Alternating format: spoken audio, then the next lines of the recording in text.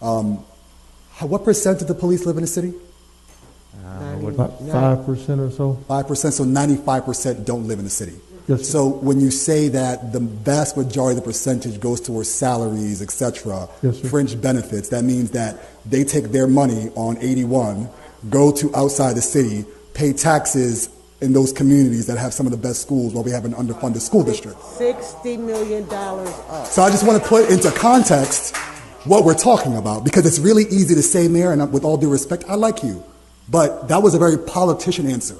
I'm sorry, what specifically? We will consider and we will look. What we're saying is we're not interested in considering and looking. What we're saying is actually there's 50 million, commit to 20 million cut.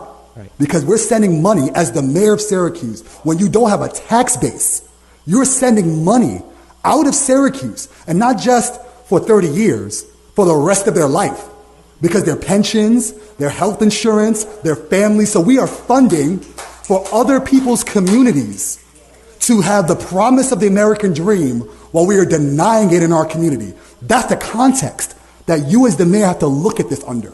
So when we talk about renegotiating union contract, what we're saying is you can't play around with maybe no, y'all gotta go because you don't provide a service that is beneficial to the community, that is meaningful to the community.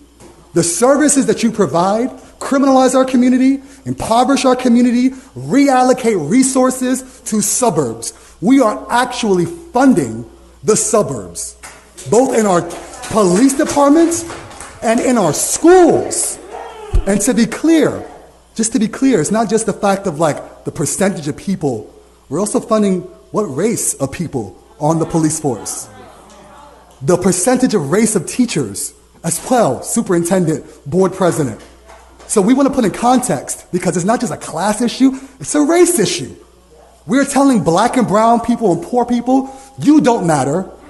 The devil's in the data and in the details. Mayor, respectfully, it is not acceptable for us to be here considering